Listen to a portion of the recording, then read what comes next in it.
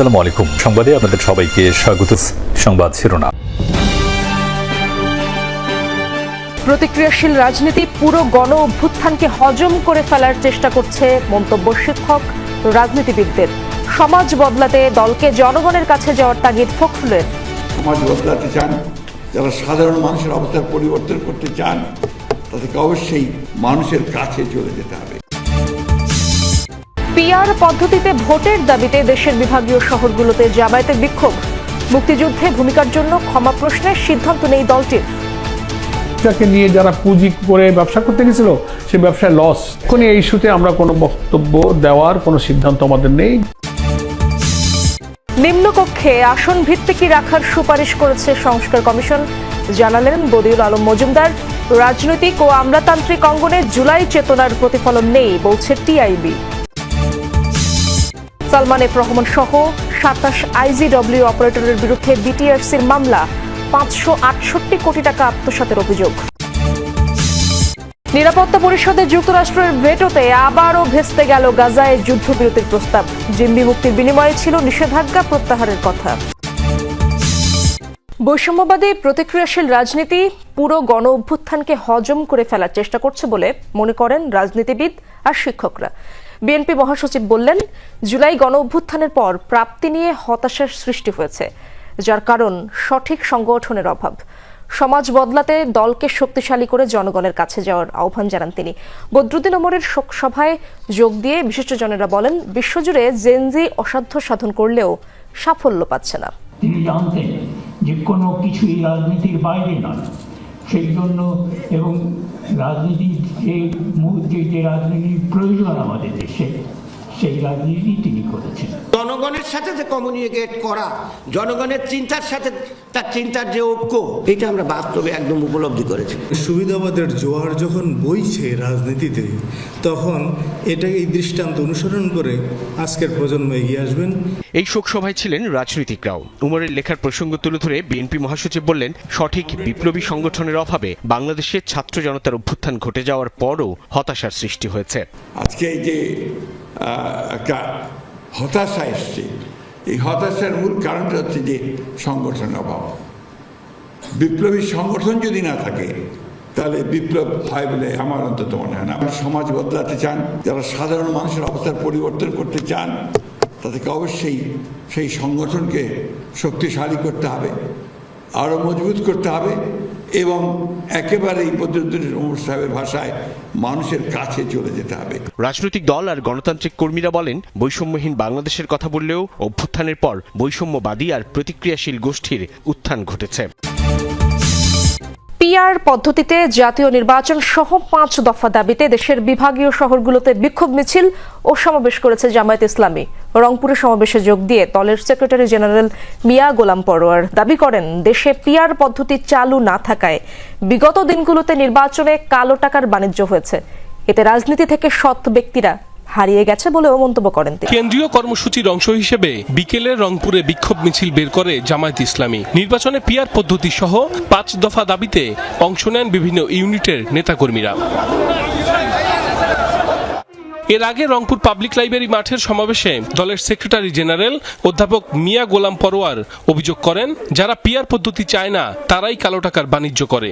গুরুত্বপূর্ণ সংস্কারগুলো বাস্তবায়ন না করে যদি বিদ্যমান রাষ্ট্র কাঠামোতে আবার নির্বাচন হয়, আরেকটি হাসিনার জন্ম হবে, আরেকটি ফ্যাসিবাদের জন্ম হবে। বাংলার মানুষ তা হতে দেবে না। চট্টগ্রামে আন্দরকিল্লা শাহী জামে মসজিদের সামনে সমাবেশ করে জামায়াত ইসলামী। বক্তারা বলেন, নির্বাচনে পিআর পদ্ধতি চালুর দাবিতে কেউ কেউ বিরোধিতা করলেও জনগণ তা মেনে নেবে না। পরে বিভিন্ন সড়ক প্রদক্ষিণ করে নিউ মার্কেট এলাকায় গিয়ে শেষ হয় বিক্ষোভ মিছিল। বরিশালে সমাবেশের আয়োজন করা হয় নগরীর ফজলুল হক এভিনিউ এলাকায়।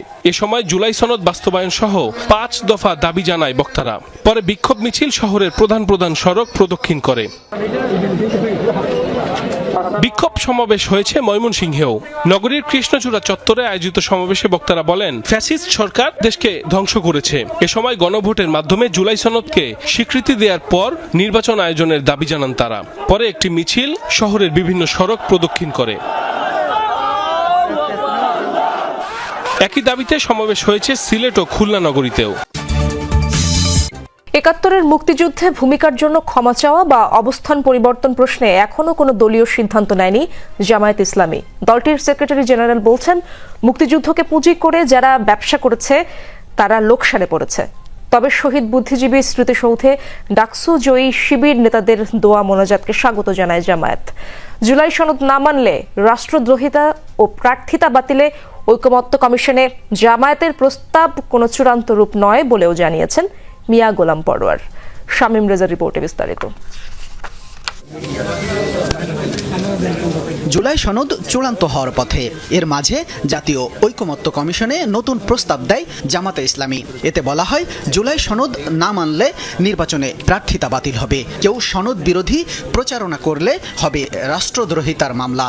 জুলাই সনদ এখনো স্বাক্ষরিত হয়নি, এটাকেই চূড়ান্ত রূপ বলা যায় না। এটা পরিবর্তনশীল। আলাপ আলোচনা করে যদি দেখি যে না এটার মধ্যে প্রবলেম আছে, অন্য দলও দেখবে না আমাদেরটা একটু চেঞ্জ করতে পারি, আমরা চেঞ্জ করতে পারি, এটা পরিবর্তনযোগ্য।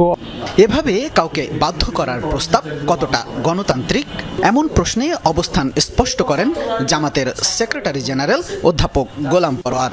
বলেন, জুলাই আন্দোলন ও সনদ ফ্যাসিবাদ বিরোধী ইতিহাসের দলিল, এর সুরক্ষা প্রয়োজন। নিম্নকক্ষ হবে আসন ভিত্তিক আর উচ্চকক্ষ পিআর পদ্ধতিতে। সংবিধান আর নির্বাচন ব্যবস্থা সংস্কার কমিশন থেকে এমনটাই সুপারিশ করা হয়েছে বলে জানিয়েছেন কমিশন প্রধান ডক্টর বদিউল আলম মজুমদার।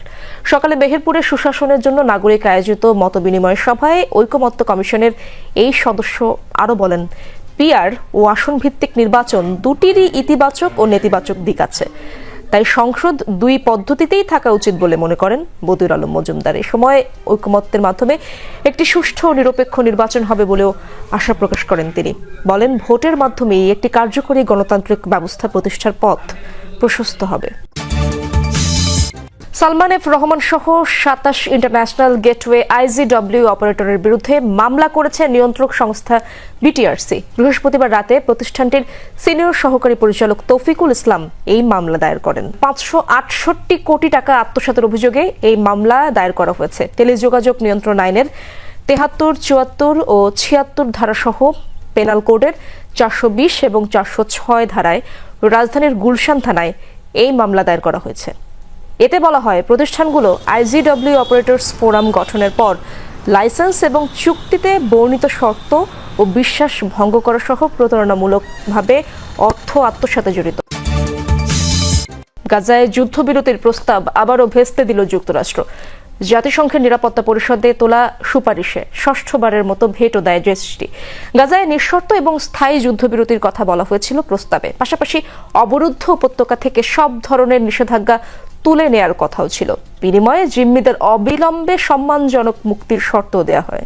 কদিন ধরে সর্বাত্মক অভিযানের নামে গাজা সিটিতে তাণ্ডব চালাচ্ছে ইসরায়েল। দুই প্রান্ত থেকে হামলা চালিয়ে শহরের কেন্দ্রে ঢুকছে আইডিএফ, যাতে রীতিমতো স্যান্ডউইচে পরিণত হয়েছে ফিলিস্তিনিরা। নারকীয়তা যখন তুঙ্গে, তখন আবারও ইসরায়েলের সামনে ঢাল হয়ে দাঁড়ালো যুক্তরাষ্ট্র। নিরাপত্তা পরিষদে অবিলম্বে যুদ্ধবিরতির দাবিতে তোলা খসড়া প্রস্তাবে ভেটো দেয় দেশটি। এ নিয়ে ষষ্ঠবারের মতো যুদ্ধবিরতির প্রস্তাব ভেস্তে দিল মার্কিন প্রশাসন। ওই প্রস্তাবে উপত্যকায় অবিলম্বে নিঃশর্ত যুদ্ধবিরতির দাবি জানানো হয়েছে। ইসরায়েলি সব নিষেধাজ্ঞা প্রত্যাহারের পাশাপাশি বলা হয়েছে ত্রাণ প্রবেশের কথাও। বিনিময়ে জিম্মিদের সম্মানজনক মুক্তির শর্ত রাখা হয়েছে। যুক্তরাষ্ট্র ছাড়া বাকি 14 দেশ প্রস্তাবের পক্ষে। উপত্যকা দখল এবং জোরপূর্বক বাস্তুচ্যুতি যে কোনো পরিকল্পনার বিরোধিতা করা হয়েছে। ইসরায়েলকে ধ্বংসাত্মক অভিযান বন্ধের আহ্বান জানাচ্ছি সবাই।